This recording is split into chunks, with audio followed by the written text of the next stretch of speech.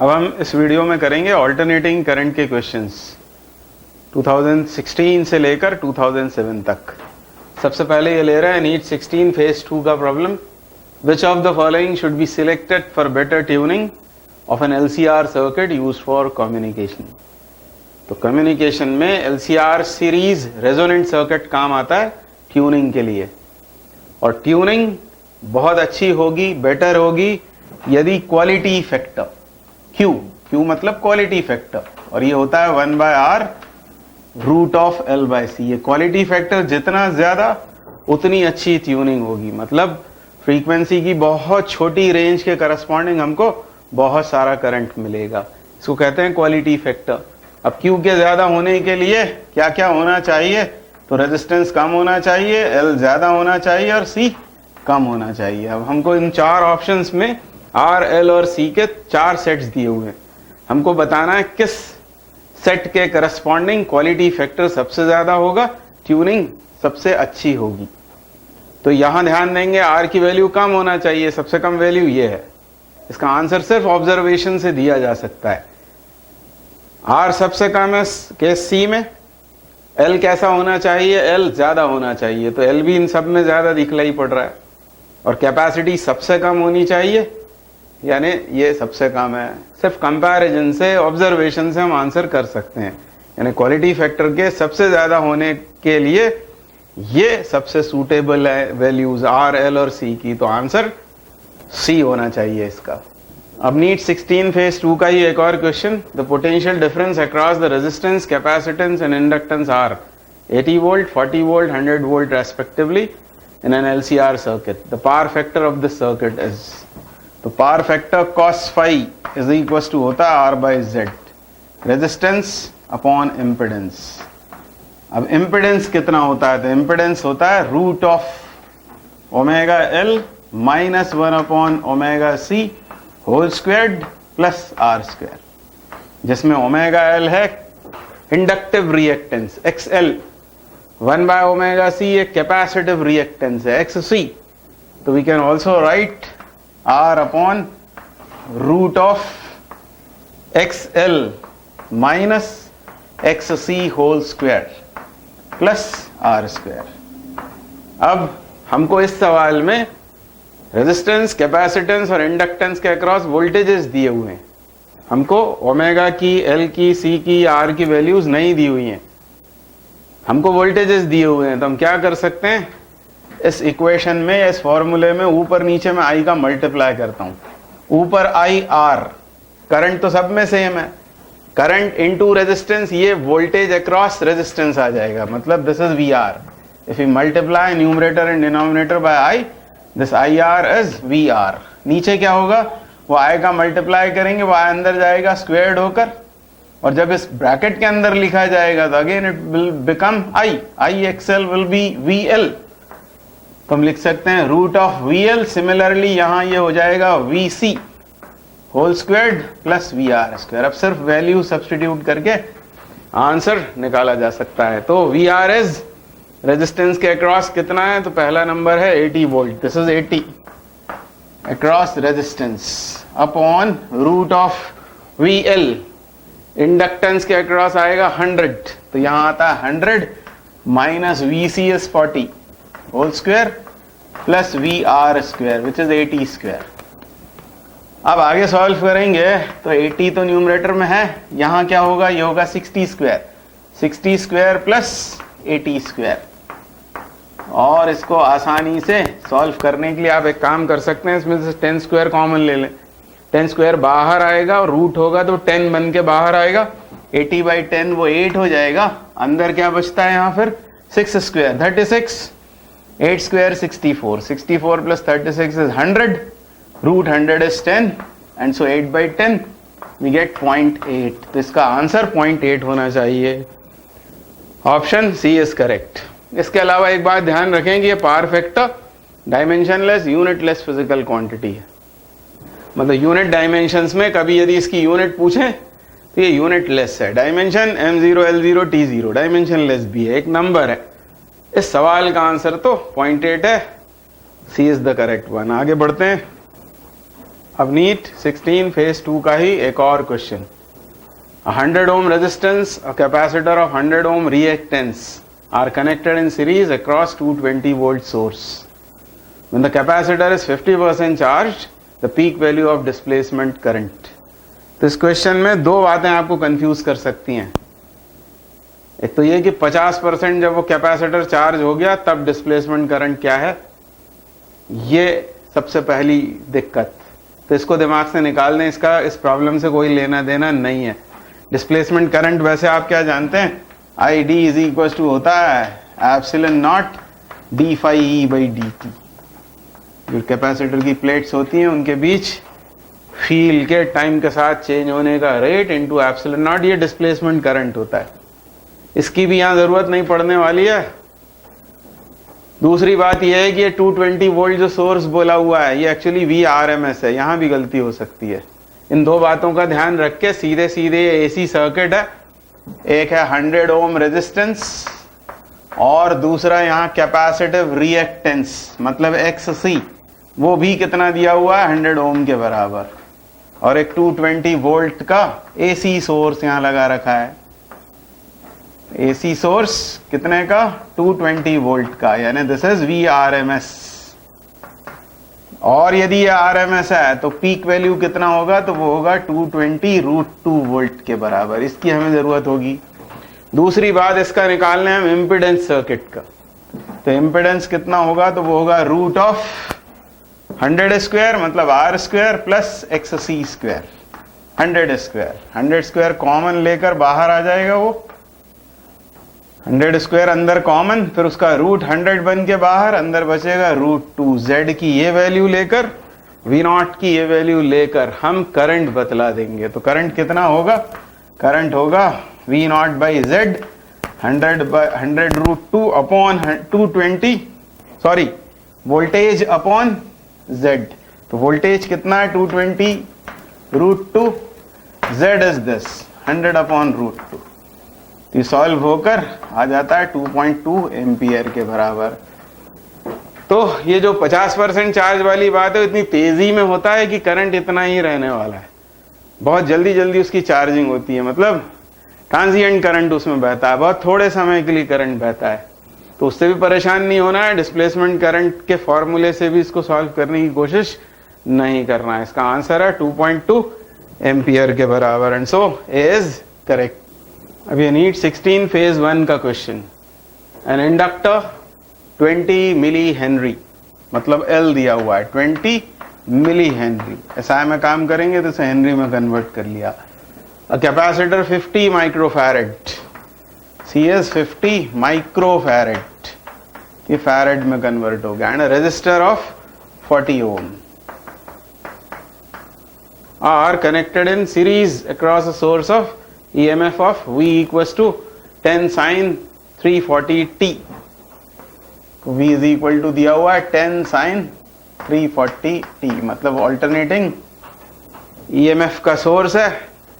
LC और R को series में ज्वाइन कर दिया है, मतलब LCR सीरीज AC सर्किट है. हमको क्या बताना है, the power loss in AC circuit is. तो पावर लॉस मतलब एवरेज पावर AC सर्किट्स में होती है IRMS times VRMS into cos phi R by Z के बराबर. अब यहां पर इस इक्वेशन ने हमें यह बताया कि जो 10 है यह है पीक वोल्टेज, मतलब क्या है V0. दूसरी बात, हमको IRMS नहीं पता है तो हम यहां पर क्या लिख सकते हैं, यहां हम लिख सकते हैं VRMS अपॉन इस सर्किट का रेजिस्टेंस मतलब इम्पीडेंस यानी Z. तो ये बन जाएगा V square RMS, V square RMS upon Z. तो ये Z स्क्वायर होगा, ये R हो गया. अब हमको यहां क्या क्या पता है, तो हमको V स्क्वायर RMS डायरेक्टली नहीं मालूम है, हमको V0 पता है. V0 यदि मालूम है तो VRMS निकाला जा सकता है.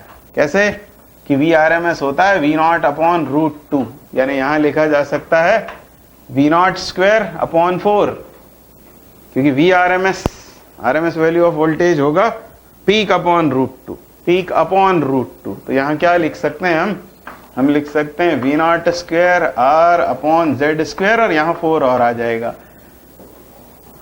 बहुत सारा कैलकुलेशन है इस सवाल में। वी नॉट स्क्वायर, तो अब वो 10 स्क्वायर करो पहले। फिर रेजिस्टेंस कितना है, तो रेजिस्टेंस तो 40 ओम है, यहाँ काम हो गया, ये 4 आएगा ऑलरेडी। जेड स्क्वायर, तो जेड खुद कितना होता है, तो जेड होता है ऐसा, omega L minus omega C whole square plus R square, और इसका स्क्वायर मतलब रूट हट जाएगा, यानी यहां आएगा omega L minus 1 upon omega C whole square plus R square. R is 40 square, ये ब्रैकेट बंद। अब क्या हमको ओमेगा एल पता है, ओमेगा एल नहीं मालूम हमको, हमको क्या मालूम है, एल। एल पता है तो ओमेगा एल आ जाएगा। ओमेगा एल मतलब 2 पाई एफ एल, या तो फिर एक बात, या फिर ओमेगा इससे सीधे पता लग रहा है।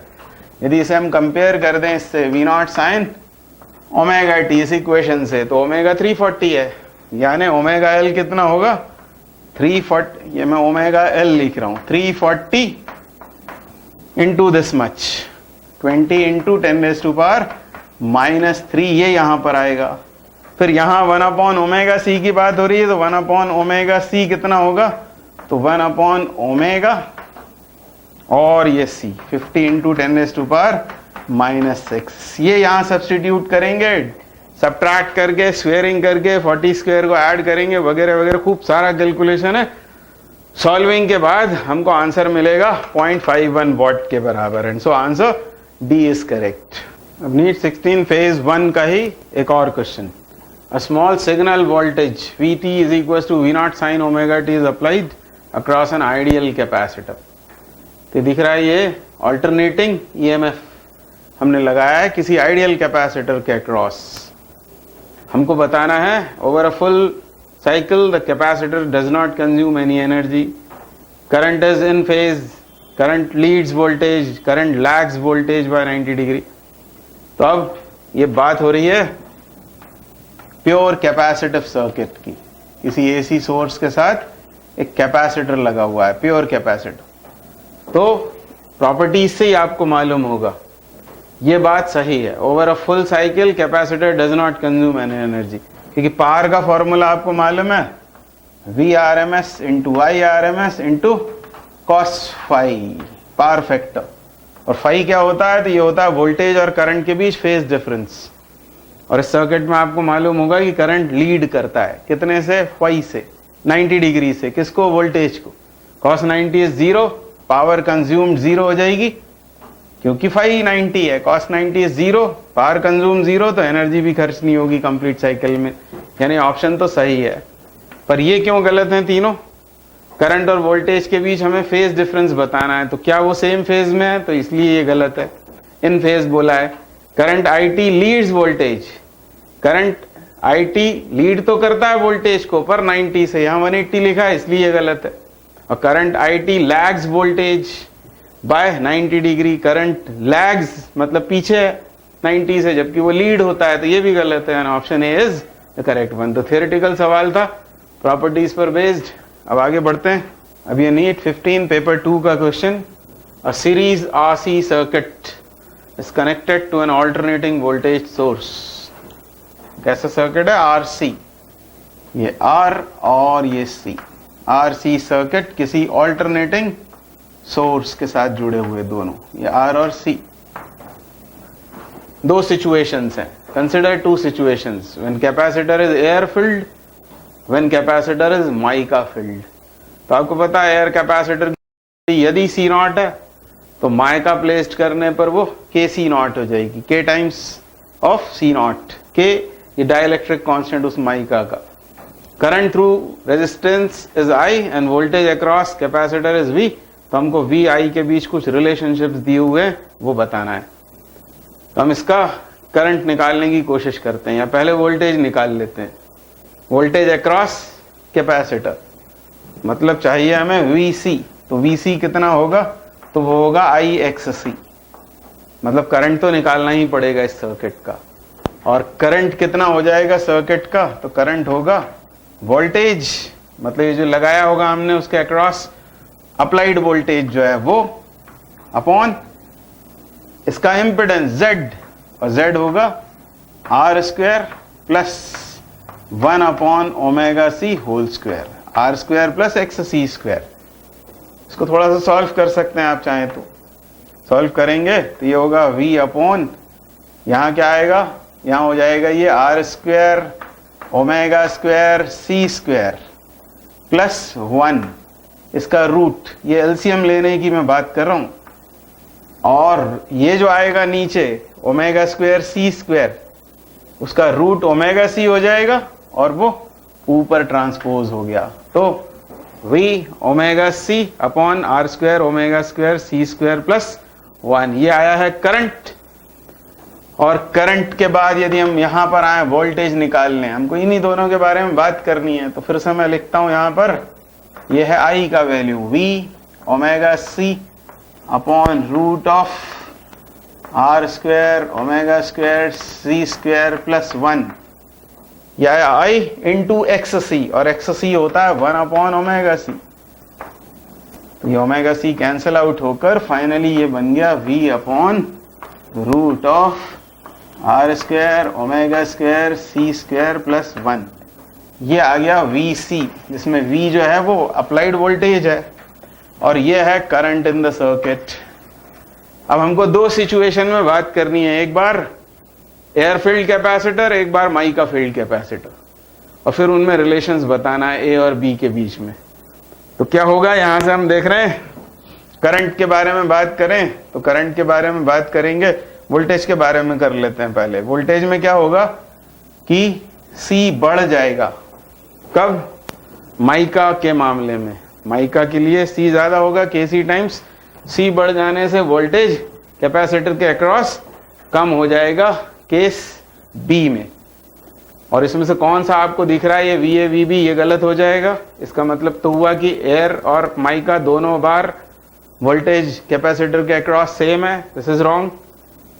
VA मतलब एयर के मामले में वोल्टेज कम है, जो गलत हो गया। अभी हमने यहां सीखा कि C बढ़ जाने से VC कम हो जाएगा, वोल्टेज अक्रॉस कैपेसिटर कम हो जाएगा, यानी ऑप्शन बी मुझे सही दिखाई पड़ रहा है। उसके अलावा करंट के बारे में बोला इन्होंने, करंट में भी देखें तो इसमें और इसमें दोनों में C आ रहा है। आप चाहें तो इस C को उठाकर यहाँ डिवाइड कर लें, और जब हम डिवाइड करेंगे तो C स्क्वायर से डिवाइड होगा, या सीधे यहां से देखें आप, यहां से आपको पता लगेगा। माइका के मामले में C बढ़ गया, C बढ़ जाने से ये क्वांटिटी कम हो गई, ये पूरी क्वांटिटी कम हो गई, करंट बढ़ जाएगा सेकंड केस में। जबकि यहां दिखाया हुआ है कि करंट कम हो गया, यानी ये ऑप्शन भी गलत होगा, यानी ऑप्शन बी जो है वो सही है। तो ये फॉर्मूले बनाकर एनालिसिस से इसको आंसर किया जा सकता है। अब ये नीट 15 पेपर 1 का question, resistance R draws power P when connected to an AC source. If an inductance is now placed in series with the resistance such that the impedance of the circuit becomes Z, the power drawn will be. तो power AC circuit में average power ये होती है VRMS into IRMS into power factor cos phi which is R by Z. Also we can write IRMS to be VRMS upon Z. तो ये हो जाएगा V square RMS into R upon Z square. अब यहां दो cases में बात हुई है, एक बार AC सोर्स के साथ केवल रेजिस्टेंस लगा हुआ है और दूसरी बार रेजिस्टेंस के साथ एक इंडक्टर सीरीज में लगा हुआ है। इस समय केवल R के होने पर हमको बोला है कि पावर है P, यानी हम लिखेंगे P is equal to V square RMS और Z इंपिडेंस भी R के ही बराबर हो जाएगा केवल रेजिस्टेंस होने पर। तो R स्क्वायर डालेंगे, एक R कैंसिल होता है, V RMS square by R। ये इनिशियली पहले केस में। R और L के सीरीज में होने पर मान लो पावर है P डैश, और यही हमें बतलाना है। तो P डैश कितना हो जाएगा, वो हो जाएगा V स्क्वायर RMS इंटू, अब रेजिस्टेंस भी है और इम्पिडेंस Z बताया हुआ है, ये आंसर है। अब हमको P की टर्म्स में उसको बताना है, तो यहां पर इस P का हमको सब्स्टिट्यूशन करना है, और उसके लिए V स्क्वायर RMS कितना दिखाई पड़ रहा है, V स्क्वायर RMS यहां पर पुट करेंगे, V स्क्वायर RMS की जगह ये P इंटू आर, और P इंटू आर करेंगे तो P इंटू आर, वो R इसको बना देगा R square upon Z square, तो ये है P upon R by Z whole square. तो P into R by Z whole square इसका आंसर हो जाएगा। So option A is the correct one. 20% is working on 200 volt and 3 kilowatt power supply. If the current in the secondary coil is 6 ampere, the voltage across secondary and current in the primary coil respectively are.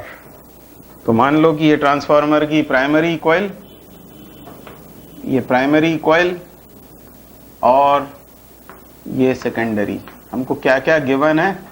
तो इधर primary के across हमको power बताया हुआ है, कितना है 3 kilowatt, मतलब 3000 वाट के बराबर, और आउटपुट में हमको मिल रहा है 90%, क्योंकि उसकी एफिशिएंसी है 90%, तो हम आउटपुट पावर निकाल सकते हैं 90% ऑफ 3000, 90 इंटू 3000 अपॉन 100, मतलब 2700 वाट हमको पावर मिल रहा है आउटपुट में।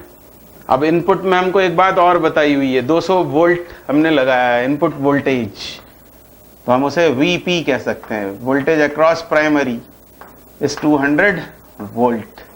इन दो क्वांटिटीज की मदद से हम I निकाल सकते हैं। P is equal to VI, P is equal to VI का फॉर्मूला लगा रहे हैं, I इज इक्वल टू मतलब IP विल बी पावर, मतलब ही 3000 अपॉन 200, ये कैंसल आउट होकर 15 एम्पियर आ गया प्राइमरी के अक्रॉस, मतलब प्राइमरी में फ्लो होने वाला करंट आ गया ये 15 एम्पियर, मतलब 1, 2 और 3, इन तीनों में से कोई करेक्ट होना चाहिए।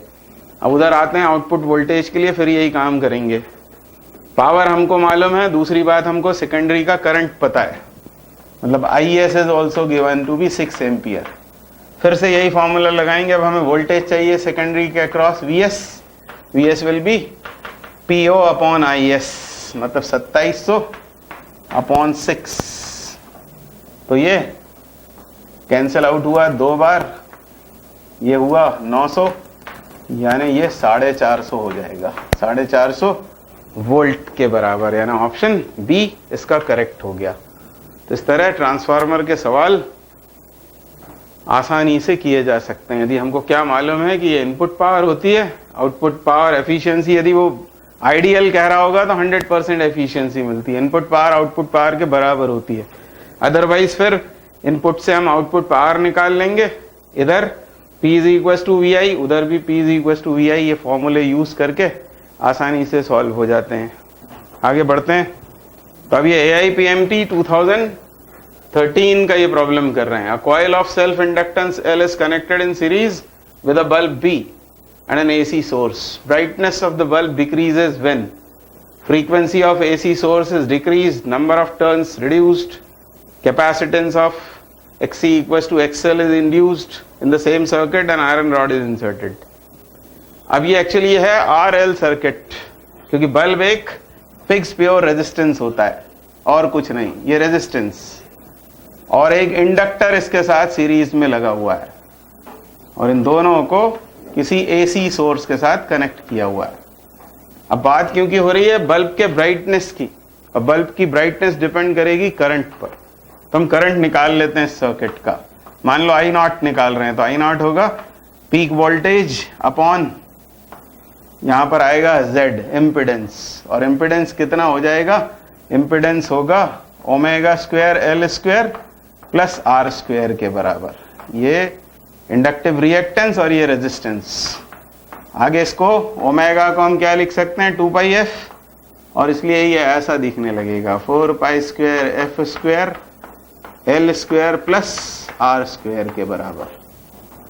और सेल्फ इंडक्टेंस किसी इंडक्टर का ये होता है mu not into mu R into number of turn square into area upon उसकी लेंथ के बराबर। इन बातों का ध्यान रख के हम आंसर कर पाएंगे। पहले में कहा है frequency of AC source is decreased, तो यहां आना पड़ेगा। AC सोर्स की यदि फ्रीक्वेंसी कम कर देंगे तो करंट तो बढ़ जाएगा, करंट बढ़ जाएगा तो ब्राइटनेस बढ़ जाएगी, जबकि यहां ब्राइटनेस डिक्रीज होने की बात हो रही है, ये ऑप्शन सही नहीं है। Number of turns in the coil is reduced, number of turns कम कर देंगे तो एल कम हो जाएगा, और एल कम होने से करंट फिर बढ़ गया, यानी ये ऑप्शन भी करेक्ट नहीं है। Capacitance of reactance XC equals to XL is induced, तो एक्ससी भी यदि आ जाता है तो यहां पर आएगा नेट रिएक्टेंस जो होता है omega L minus 1 omega C whole squared. तो क्वांटिटी कम हो जाएगी तो करंट फिर बढ़ जाएगा, ब्राइटनेस बढ़ जाएगी, ये ऑप्शन भी सही नहीं है। Iron rod is inserted, iron rod insert करने से म्यू आर आने लगेगा, यदि वो सॉफ्ट आयरन है तो 1000 टाइम्स हो जाएगा एल, एल बढ़ गया, करंट कम हो गया, ब्राइटनेस कम हो गई, यानी इसका ऑप्शन डी करेक्ट है। So the correct answer is D. अब ये AIPMT 2012 का क्वेश्चन है। In an electrical circuit RLC and an AC voltage source all are connected in series, मतलब LCR series circuit है। When L is removed from the circuit, the phase difference between voltage and current is pi by 3. If instead C is removed from the circuit, the phase difference is again pi by 3. The power factor of the circuit is, तो power factor तो होता है cos phi, ये हमें find out करना है इस circuit के लिए। तो पहले हम सोचेंगे LCR सीरीज सर्किट में tan phi कितना होता है, ये इंपिडेंस ट्रायंगल से मिला हुआ, वो होता है हमें XL और XC का पॉजिटिव डिफरेंस अपॉन R के बराबर। अब दो केसेस में बात की है उसने कहा है कि जब L रिमूव कर दें, मतलब इसे रिमूव कर दें, तो ये phi मिल रहा है पाई बाय 3, ये केस 1 की अपन बात कर रहे हैं। ये कितना हो गया है पाई बाय 3, मतलब 1060 यानी √3 will be XC by R। अभी जैसा मैंने कहा था कि यहाँ पॉजिटिव डिफरेंस आता है, आप XL माइनस XC या XC माइनस XL कुछ भी लिख सकते हैं, लार्जर माइनस स्मॉलर यहाँ लिखना होता है। तो XC बाय R इज √3, ये आई वैल्यू। उसके बाद वो कह रहा है कि जब C रिमूव कर दिया, C रिमूव करेंगे तो यहां से फिर से कितना आया है फेज डिफरेंस, क्योंकि पाई बाय 3, तो 1060 is again √3 is equal to, अब किसे हटाया है XC को, तो ये होगा XL बाय R। तो XC XL के बराबर मिल रहा है हमें, यहां से ये दिखाई पड़ रहा है XL XC दोनों कितने हैं, R√3 के बराबर। और XL यदि XC के बराबर हो गया है तो ये दोनों बराबर होने पर ये क्वांटिटी क्या आएगी, 0, तो phi हमको कितना मिलेगा, 0 के बराबर। और phi यदि 0 आया तो cos phi कितना है, पावर फैक्टर, तो cos 0 इज 1, तो पावर फैक्टर इस सर्किट का 1 हो जाएगा, यानी option C is the correct answer. अब करते हैं AIPMT 2011 का एक question. In an AC circuit and alternating voltage E is equal to 200√2 sin 100t volt is connected to a capacitor of capacity 1 microfarad, capacity of 1 microfarad. The RMS value of current in the circuit is, तो RMS current चाहिए हमें, यानी IRMS चाहिए, और IRMS is equal to होगा VRMS या ERMS लिख सकते हैं, ERMS upon capacitive reactance 1 upon omega C, यानी ये हो गया ओमेगा C ERMS। इन तीनों चीजों की हमें जरूरत है। अब इस इक्वेशन से C तो हमें डायरेक्टली मालूम है 1 माइक्रोफैरड, इस इक्वेशन को यदि हम कंपेयर कर दें स्टैंडर्ड इक्वेशन के साथ में, तो यहां से हमको एक तो ओमेगा मिल जाएगा, ओमेगा इज 100, दूसरी बात यहां से E0 मिल जाएगा, पर हमें चाहिए है ERMS। तो पहले तो ओमेगा लिख लेते हैं, ओमेगा कितना है 100 रेडियन पर सेकेंड, और ये E0 है, E0 comes out 200√2 on comparison, तो हमको ERMS मिल जाएगा, ERMS would be E0 bye √2, मतलब 200√2 अपॉन √2 यानी 200। अब हमको सब वैल्यूज मिल गई है वहां सब्स्टिट्यूट करने के लिए, तो आंसर आ जाएगा ओमेगा कितना, ओमेगा है 100 के बराबर, फिर C कितना है, कैपेसिटी इज 1 माइक्रोफैरड मतलब 10⁻⁻⁶, ERMS इज 200। तो ये आंसर है, और मिली एम्पियर में आंसर है। तो हम एक काम करते हैं, ये 3 जीरोस को इसके साथ कंपेंसेट कर देते हैं, तो ये हो जाएगा 10⁻⁻3 और ये 2 × 10 यानी 20 यहाँ बचेगा। ये अभी आंसर हाल फिलहाल एम्पियर में है, मिली एम्पियर में 20 मिली एम्पियर हो जाएगा। So option C is the correct answer. अब ये AIPMT 2011 का ही क्वेश्चन है। An AC voltage is applied to a resistance R and an inductor L in series. If R and inductive reactance are both equal to 3 ohm, the phase difference between applied voltage and current in the circuit is. तो जैसे अभी हमने formula लिखा था 10 phi LC-R series circuit के लिए, हमने लिखा था XL और XC का पॉजिटिव डिफरेंस अपॉन R। ये होता है phase difference between voltage and current in general, जब LC-R तीनों हो। अब यहाँ सर्किट दिया है हमको RL सर्किट, तो हम C को हटा सकते हैं। यहाँ से C को हटा देते हैं तो क्या बचेगा, तो 10 phi बराबर होगा XL मतलब इंडक्टिव रिएक्टेंस अपॉन रेजिस्टेंस।